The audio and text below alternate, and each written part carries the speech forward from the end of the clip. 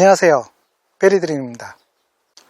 오늘은 연면 시비에 대한 연재 두 번째 시간으로서 연면 시비를 할 때 가장 적정한 시기는 어떤 시기이고 또 그 효율을 높이기 위해서 하는 연면 시비 방법, 그리고 연면 시비를 할 때 정말 주의를 해야 될 것들이 있는데 이런 것들에 대해서 자세히 알아보는 시간을 갖도록 하겠습니다.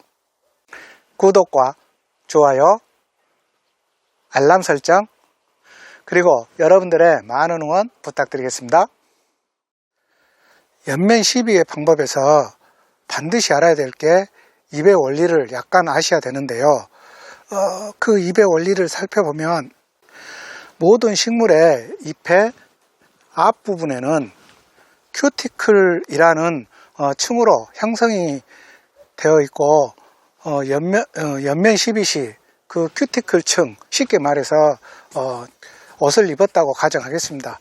옷을 입었기 때문에 연면 살포를 했을 때 흡수율이 상당히 떨어지고 이 잎의 뒷부분, 이 뒷부분은 기공, 쉽게 말해서 숨을 쉴 수 있는 기공들이 무수한 잎들이 달려 있어서 그 뒷면이 훨씬 흡수율이 높다고 볼 수가 있습니다.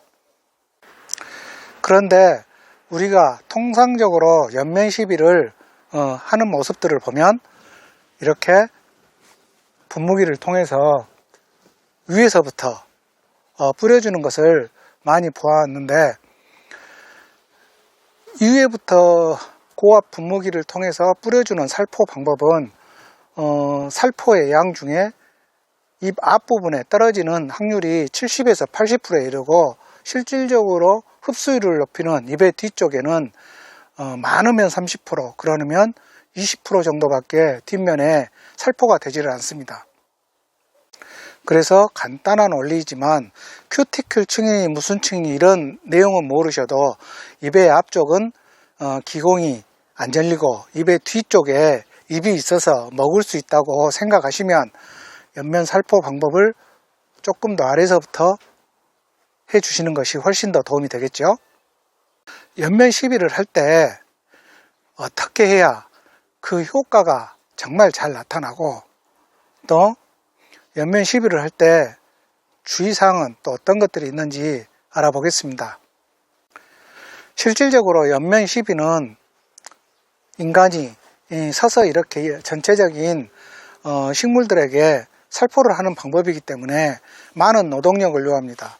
그리고 또 그 노동력만큼 금전적으로 돈도 투여가 되고, 이렇게 금전과 노력을 투자를 했는데 좋은 효과를 나타내기 때문에 반드시 이런 원리를 아시고 꼭 적정한 방법으로 살포를 해 주시기를 바랍니다.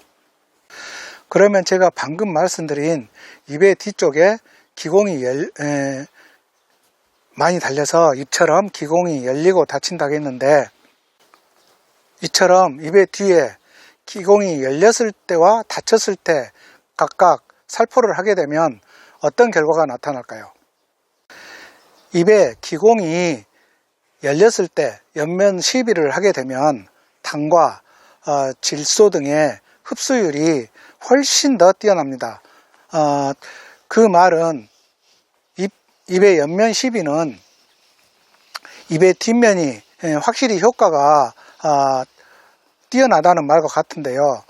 앞쪽에는 기공이 없기 때문에 거의 잎에 기공이 열리고 닫히고 하는 효과 자체가 없고, 잎의 뒤쪽도 닫혀있는 시기보다는 열려있는 시기에 연면 시비를 하는 것이 연면 시비의 효과가 훨씬 뛰어나다고 볼 수가 있습니다. 그러면 연면 시비는 언제 하는 것이 가장 좋을까요? 연면 시비는 습도가 높을수록 효과가 뛰어난데요. 이 원리를 풀어서 설명을 해드리면, 연면 시비는 하루 중에 습도가 높은 아침 또는 저녁에 해야 가장 좋다는 말이 되겠습니다. 여기서 여러분들이 한 가지 의문을 가지셔야 될 것이 있는데, 기공이 열렸을 때 가장 좋은 효과를 나타난다고 했는데, 습도가 높게 되면 증산작용도 적어지고 또 기공도 적게 열리게 됩니다. 그리고 습도가 낮은 한낮에 광합성 활동도 아주 원활하고 또 증산작용도 아주 활발하고, 당연히 입의 기공도 가장 많이 열리는 시기인데, 왜 기공이 가장 적게 열리는 습도가 높을 때 효과가 뛰어나다고 하는 것일까? 앞뒤의 말이 모순되지 않나 라고 생각하실 수가 있습니다. 그러면 기공이 가장 적게 열리는 습도가 높을 때 효과가 뛰어난 이유에 대해서 알아보겠습니다. 그 이유는 첫 번째로, 옆면 12시 양분의 흡수는 이 기공만으로도 흡수가 되지만, 이 기공 외에 식물체 모든 부분에서 양분을 흡수를 할 수가 있습니다. 그런데 이 흡수율의 순서가, 즉 흡수율이 잘 되는 부분들이 있는데요. 그 순서를 말씀을 드리면, 이렇게 새 잎, 기존의 잎이 아닌 새 잎이 가장 흡수율이 좋고, 그 다음 열매, 또 채소류도 이렇게 토마토나 이런 과채류도 그 열매, 그리고 오래된 잎, 가장 끝으로 이 줄기. 다시 말씀드리면 새 잎, 열매, 그리고 오래된 잎, 마지막으로 줄기, 이 네 가지 순서대로 흡수율이 되는데요. 이 원리를 이용을 해서 옆면 12시 살포를 하실 때 착과가 된 열매에도 충분히 살포가 되어야 그 효과가 올라간다는 것을 말씀을 드릴 수가 있습니다. 즉 열매 자체에는 기공, 잎처럼 기공이 없지만 열매 자체에서 흡수가 된다는 말이 되겠기 때문에 습도가 높은 시기에 살포를 하라는 것이고요. 또 병해충 방제 목적으로 옆면 살포를 하는 것이 아니고 영양 공급의 목적으로 옆면 시비를 하신다면 반드시 새 잎과 열매 집중적으로 살포를 하시는 것이 중요하다고 할 수 있습니다. 그래서 양분 공급의 목적이 될 때는 옆면 시비를 하실 때 이렇게 줄기 하단에 하시는 것은 큰 의미가 없고, 위쪽 부분에 집중적으로 해주시는 것이 효과가 뛰어나다는 말씀입니다. 그리고 두 번째로는, 뿌리와 마찬가지로 이런 잎에서도 양분을 흡수하려면 물, 즉 수분이 필요하기 때문입니다. 즉 한낮에는 기공은 많이 열리지만 이 한낮의 습도는 가장 낮은 시기이기 때문에 수분이 없다고 볼 수가 있겠죠. 그래서 잎 자체에 수분이 없기 때문에 옆면 시비를 살포하자마자 잎에서 흡수가 채 되기도 전에 말라버리는 현상이 나오고, 잎에 수분이 있을 때 살포할 때는 잎에 수분이 있기 때문에 옆면 시비로 살포를 해도 일정 시간 동안은 입에 양분이 머물러 있기 때문에 충분히 흡수를 할 수 있는 시간이 있기 때문입니다. 이 말을 정리를 해서 말씀을 드리면, 옆면 시비를 하실 때 그 효과를 극대화시키시려면 옆면 시비는 습도가 가장 높은 아침과 저녁에 하시고, 또 살포를 하실 때는 나무나 식물체 위쪽에 위치한 새 잎이나 열매에 집중적으로 살포를 해 주셔야 옆면 시비에 충분한 효과를 나타낼 수 있는 것입니다. 그러면 옆면 시비를 힘들어서 했는데 당연히 그 효과와 효율성을 높여야 되겠죠. 그러면은 옆면 시비를 할 때 가장 효율을 높일 수 있는 방법을 알아보겠습니다. 연면 시비를 하면서 가장 그 효율을 높이는 첫 번째는 바람이 없는 날에, 그리고 두 번째는 최적의 온도가 있는데요. 연면 시비는 15도와 26도 사이에 가장 좋고, 세 번째로는 입자가 살포가 되는 입자가 아주 미세할수록 식물체에 고르게 살포가 되기 때문에 아주 미세한 입자로 살포하는 것. 그리고 네 번째로 한 번에 진하게 살포하는 것보다는 연하게 여러 번 살포하는 것이 훨씬 효과적입니다. 즉 배액을 진하게 해서 한 번에 하는 것보다는 배액을 무르게 희석해서 여러 번 나누어 살포하는 것이 훨씬 효과적이고요. 다섯 번째, 조해성이 좋은 원료가 들어가져 있는 제품으로 시비를 하셔야 되는데요. 여기서 조해성이라는 것은 공기 중에 수분만으로도 용해되는 성질을 말합니다.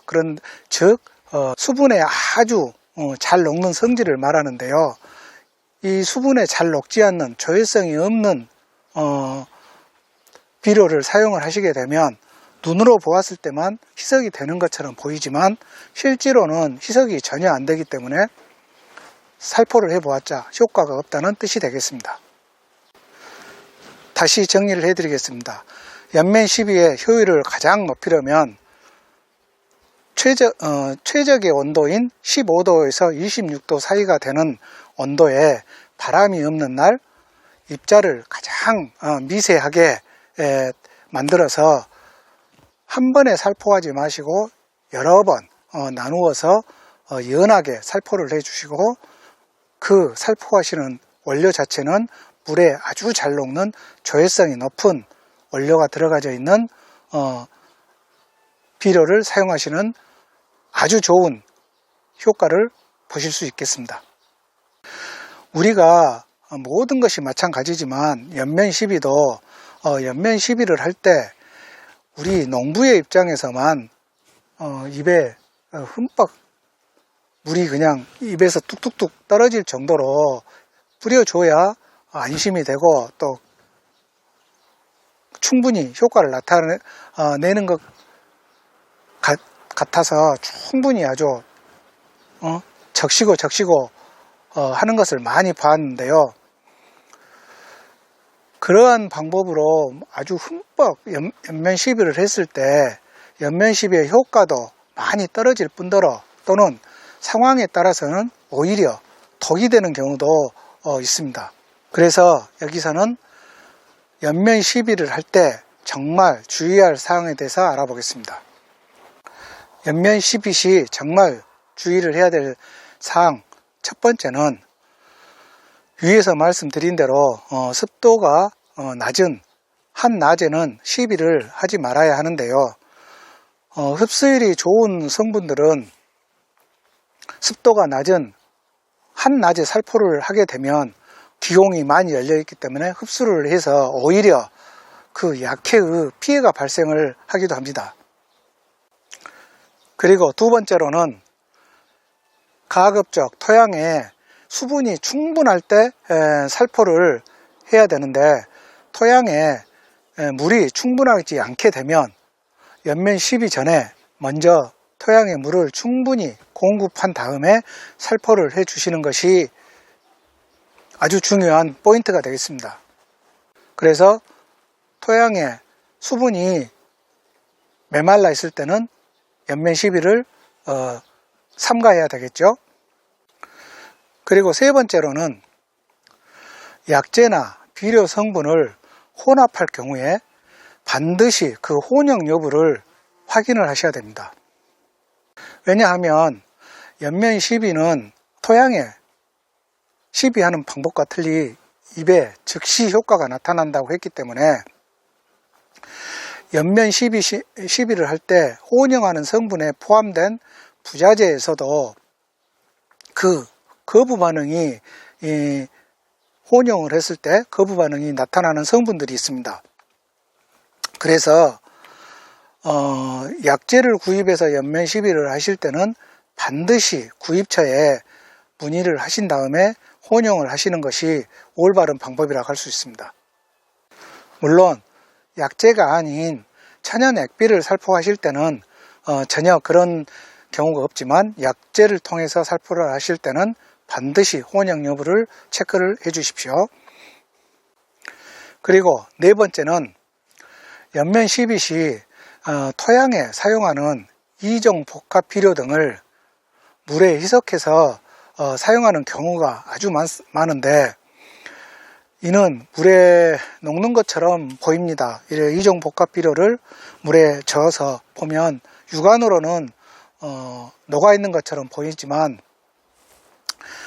그렇게 보이기만 할 뿐이지, 이종 복합 비료는 그 성분 자체가 가용성이나 또는 구용성 성분들이 들어있기 때문에 그 성분들은 이 연면 시비를 했을 때 입에서 흡수가 되지도 않을 뿐더러 더욱이 약해까지 유발하는 경우가 다반사이기 때문에 절대로 이종복합 비료를 저렴하다고 해서 물에 희석해서 연면 시비를 살포하지 마십시오.